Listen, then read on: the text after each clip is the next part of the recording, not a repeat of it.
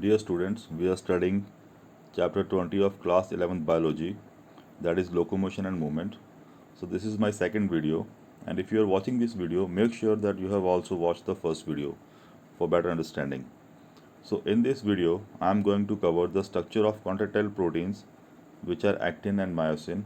Also, we will discuss about the sliding filament theory. So let us start it. Our today's topic is structure of contractile proteins. Firstly, let us discuss about actin. So, an actin filament is made up of two filamentous F-actin which form double helix. So here the actin filament is visible. Let us try to look at this diagram. So in this diagram, so these are F-actin, these filaments which are intertwined in a double helix.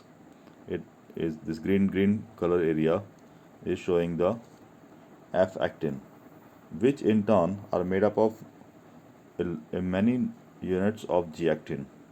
So all these are G-actin, which are giving rise to F-actin.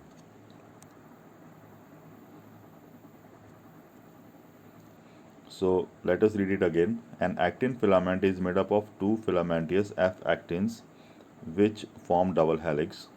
Secondly, F-actin is a polymer of monomeric, globular or G-actins. Some other structures are also seen here, and this brownish structure is representing tropomyosin, as well as this structure is representing troponin. So these are another proteins which are present here. So actin contains two other proteins, namely tropomyosin as well as troponin.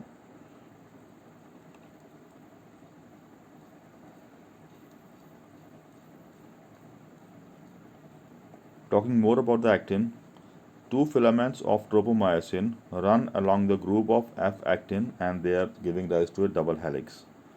Troponin, if you see the diagram of troponin has three subunits.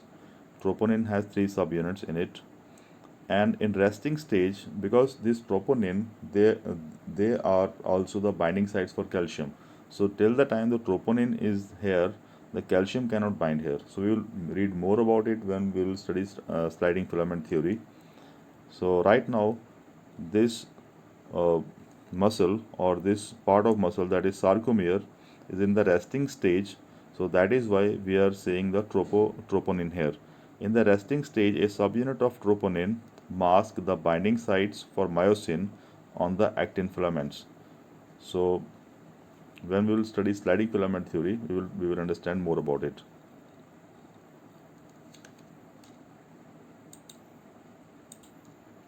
Let us now discuss about another contractile protein, that is myosin. So this is a diagram of myosin. Myosin has two parts. One is the head part, another is the tail part. So each myosin filament is a polymer of many monomeric proteins called meromyosins, and these meromyosins, they has two parts. So this is one of the meromyosin. It has two parts. So heavy meromyosin or HMM or cross arm. So this one is a cross arm. It is called as heavy meromyosin or HMM,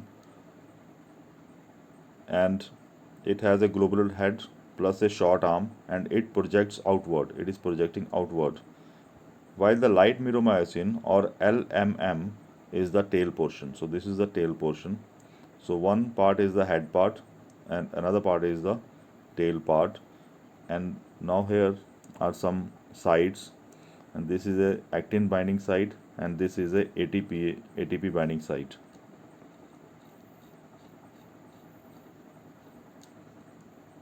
More about myosin. The globular head is an active ATPase enzyme. So this head portion has a binding site for ATP. It has binding site for ATP and active sites for actin. So this portion, at the time of contraction of the muscle, so this portion will bind to the actin. So this portion of myosin head will bind to the actin, which will give rise to contraction of the muscle.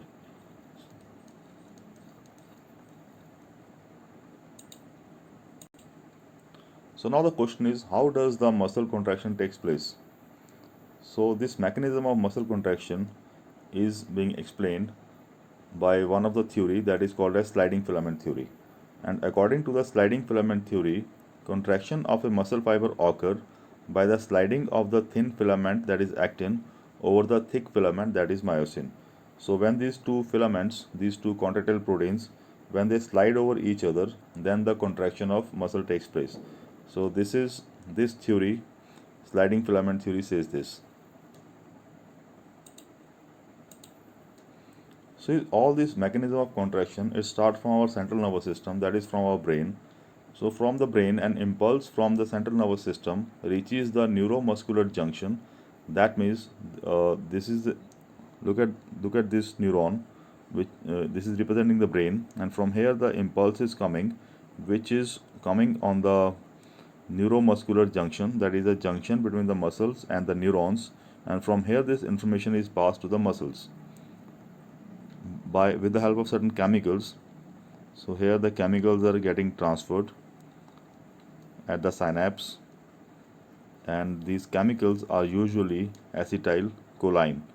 So in the synaptic vesicles release a neurotransmitter that is acetylcholine, the purpose of which is just the transfer of information or transfer of signals from the brain to the muscles. So what happens next is it generates an action potential. So when this signal enters the muscle, it generates an action potential in the sarcolemma that spread through the muscle fiber. As a result of that, it causes the release of calcium ion from sarcoplasmic cisternae into sarcoplasm. So as a result of that, the calcium ions which are already present in the cytoplasm, they get released, and now these calcium ions, so many in number, they go and bind at the troponin. The troponin is present on the actin. So this calcium go and bind to the troponin on actin filaments and unmask the active sites for myosin. So now that site is unmasked, and at that site the myosin will bind. So using the energy from ATP hydrolysis, myosin head binds to active sites on the actin to form cross bridges.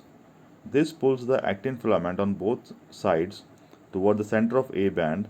So this binding of myosin, it causes the contraction of muscle, and actin filament partially overlap so that the H zone disappears. So let us see this with the help, try to understand this with the help of a diagram. So here. So firstly, let us look at this diagram. So this diagram is representing the actin filament, this complete actin filament, and over it there are troponins. So when the calcium is released, so calcium is released because a signal has come to the muscle from our central nervous system or our brain. So this calcium will go and now bind at the troponin, and this troponin is now removed, and this site is now vacant for the myosin molecule to come and attach here. Now in this diagram, see, this is actin and this is myosin, and the head of myosin, which already has a site for the attachment to actin, it will come and attach here. So in this process, an ATP will be used, which will be converted to ADP. So here a cross bridge is formed, and then the movement, sliding or rotation of the muscle, which cause the contraction, and after the contraction is completed, it is released. Now again this site is vacant for the ATP, so ATP will come and attach here, and this process will start again. So this process of contraction and relaxation will keep on going. So what happens in sarcomere at the time of contraction? When the sarcomere contracts, so this area is then reduced. This H zone will be reduced because these actin molecules or actin filaments, they will come closer because the contraction is happening, because this myosin is pulling the actin and it is pulling toward the center. As a result of that, this H zone will shrink, and it will look like this. So here the Z line, which is attached to actin, Z line is here, which is attached to actin, is also pulled inward. It causes the shortening or contraction of the sarcomere, and the I band gets shortened and the A band retain its length. So A band will retain its length while the I band, these are the I bands that contain actin, they will get shortened, and the complete unit of sarcomere will be contracted. So that means the muscle has contracted now as a result of all this which I have just explained earlier. Let us now look at this diagram again, which is, so here this is a relaxed state. You see here the Z line is visible. This is actin, and this one is dark band, and which is representing myosin. This is Z line, and this is I band, and all this area is looking so broad here. When the contraction takes place, uh, now the shrinking is taking place, the contraction is taking place, and actin molecules are coming closer, and the size of the sarcomere is reducing. And here finally, when the maximum contraction has taken place, the size of sarcomere is completely reduced, and this area, which is the I band is completely reduced in size. So as a result of that, the contraction of muscle has now taken place. So after the contraction, the myosin releases the ADP and phosphate and goes back to its relaxed state.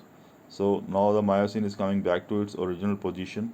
As a result of that, the muscle will also relax, and the new ATP will bind at the ATP binding site of the myosin, and the cross bridge is broken. The ATP is again hydrolyzed by the myosin head, and the above process are repeated, causing further sliding. So now the ATP, because the ATP binding site is vacant, so ATP will come and bind there again. So this process of contraction and relaxation then keep on going. So again, when the calcium ions are pumped back to the sarcoplasmic cisternae, when the calcium ions will go back to the sarcoplasmic cisternae, the actin filaments are again masked. So then again the troponin will come and it will mask the actin. As a result of that, the Z line return to their original position, and it results in the relaxation of the muscle. So when the calcium, because all this process was started by the calcium, so when the calcium is not there, the troponin will come and bind again at the actin. So when the troponin is binding at the actin, the myosin will not be able to bind to it, and it will not be able to cause contraction. So the muscle then will remain relaxed. So as a result of that, this process will then end here. So all this process of contraction and relaxation of the muscles is the sliding filament theory. Besides this, there is some general information, that is the reaction time of the fibers varies in different muscles. So different muscles, they have the different contraction and relaxation times, and repeated activation of the muscles when we are using the muscles and we are using them too much, that leads to the accumulation of lactic acid in the muscles, and which cause muscle fatigue, and sometimes our muscles become painful, and this pain then goes away as the lactic acid goes away after some days. So this happens due to the anaerobic or lack of oxygen, breakdown of glycogen in the muscles. So when we are using our muscles and we are using them too much, there is lack of oxygen in the muscles. As a result of that, the lactic acid build up in the muscle, and that cause muscle fatigue and painful muscles.